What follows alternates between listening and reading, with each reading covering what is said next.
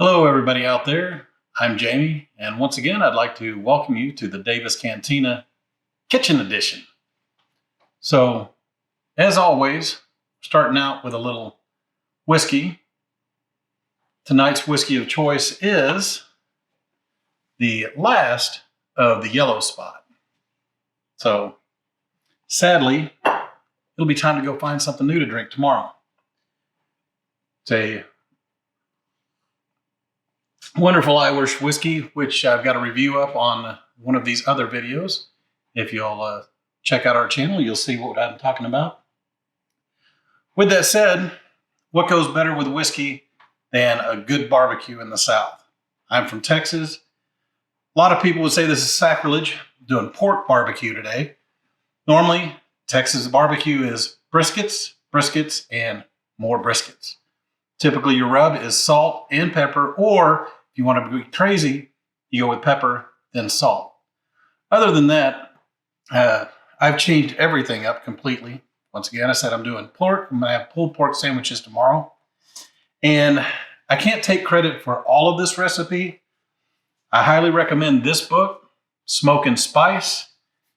And it's by Cheryl and Bill Jamieson. Great recipes in there. I use them all the time. It's my go-to when I don't really have anything to start with. I'll try theirs out, modify them a little bit myself. And with that said, this recipe is pretty much ingredient for ingredient straight out of the book, what's called the renowned Mr. Brown. And personally, I've tried all kinds of different rubs. I've tried making my own rubs. I can't top theirs, so this is the way I make it every time. So you start out with a 1/4 inch of black pepper. And actually, it's a 1/4 cup of black pepper you start with. 1/4 cup of paprika. A 1/4 cup of turbinado sugar. And for those that are like me and weren't really familiar with the different types of sugar, turbinado sugar is a raw sugar, not nearly as refined. If you look at it, I'll try and get it on the camera there. It's the tan color, very large granules, not quite as sweet. And then you've got a 2 tablespoons of kosher salt. And I didn't have kosher salt a while back, tried some pickling salt. Really don't recommend that. Everything was super briny and it just kind of ruined the taste of it. Then you've got 2 teaspoons of mustard powder and 1 teaspoon of cayenne pepper for just a little bit of kick. Now, obviously, you can change this up to your liking. If you like something a little spicier, maybe a little bit more cayenne, something a little sweeter, maybe cut out some of the cayenne. But before you go modifying that, my wife's not a big fan of anything spicy. And she likes this recipe because honestly, you're not getting a lot of the rub in the meat. It's just the bark on the outside. And once you break it up and do the pulled pork, then really there's a lot less spice. With that said, I've got a 10-pound pork shoulder, pork butt, whatever you want to call it. And I'm going to take off my watch here just because I don't want to get any of the pork juices. Try and keep one hand clean.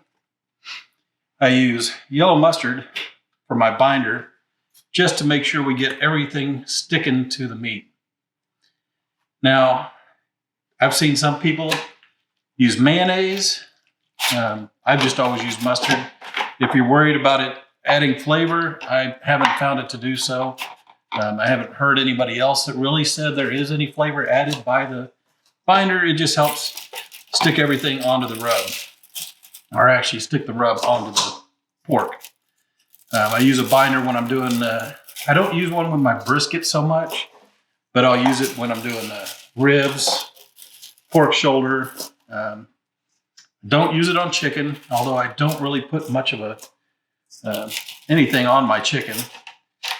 And make sure you get all sides of the pork. Once again, add a little more of the mustard to the other side. And there's also controversy over whether you should do Fat side up, fat side down when you're smoking anything in the smoker. Personally, I always just do fat side up because I believe, in my opinion, that fat renders down in, adds a little more moisture. Some people say the fat helps protect from the heat down below. So if you've got a smoker with your heat coming from below, that you should put the fat bottom side down. But kind of like the old days of the NCAA football championships, it just leaves something for discussion. So now I've got this all ready to go. Doesn't have to be perfect. Just try and get it put on there. You don't want to overdo it with the rub, because I found that if you do that, you'll end up with dry pockets that don't really get into the meat. And I'll probably try and clean that up just a little bit later on, right before I put it on. So now I'll clean my hands up real good. And with that said, that's really all there is to this rub. I hope the water is not too noisy. And what makes it my own, everybody's got their own thing. Personally, I use a Recteq 680 smoker. It's pellet smoker. Think of an old school Traeger on steroids. I'll show it whenever I'm actually smoking later on in the video. It's a heavier duty walls on it, and it's got a better controller for the heat. It's really accurate. I've never seen it fluctuate more than a degree, sometimes two, when it's super cold outside. And I've smoked on it. I think about -10 was the coldest I did this year. -10 and windy. Didn't cover it up with a blanket or anything. And it worked perfect. You just used a little bit more pellets. My other secret, which is no longer going to be a secret after I show you guys, I add peach juice.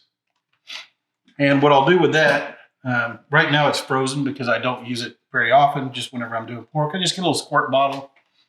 I'll add the peach juice, and every hour for the first 4 hours, I'll spray it down. When I first put it on, I'll spray it down.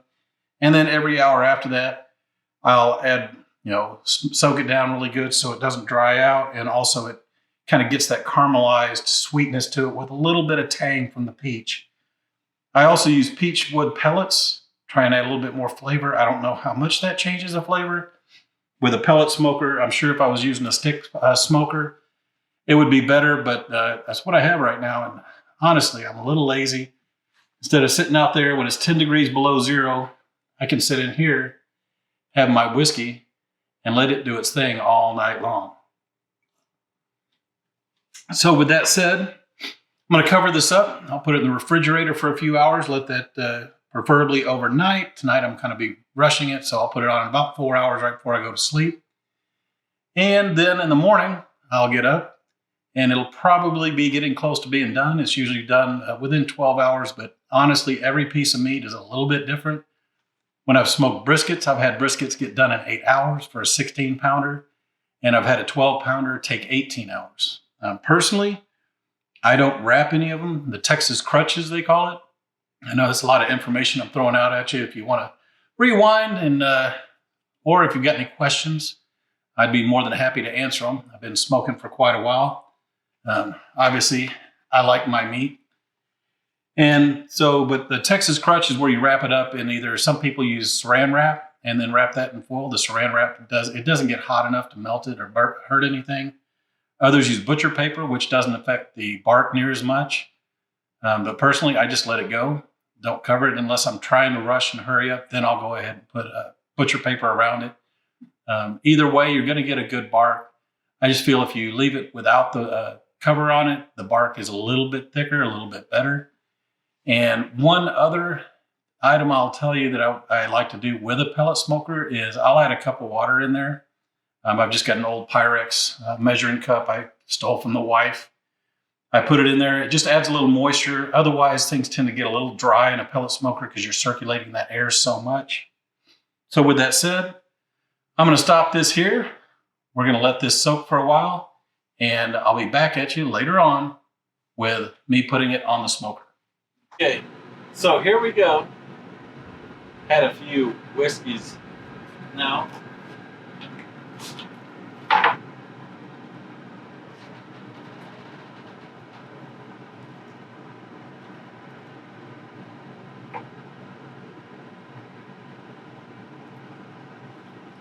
like I said, we need to do a little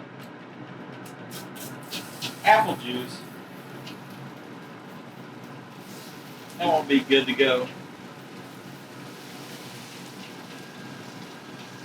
Otherwise, all you magnificent bastards, let's have a good night. And hopefully this barbecue is ready to go in the morning. Later. Okay, we're back now. It's been about 15 hours. I didn't do any video of us actually spraying the pork butt, but you'll be able to see what it's like as I pull it, and then actually as I pull it. Wearing my rubber gloves to keep my hands cool. And here, I'll turn you around, show you the setup.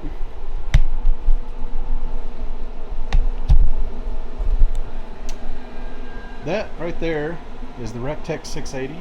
They've got a 700 now. As you can see, the temperature is now up to a perfect 203 degrees. And there's the goodness.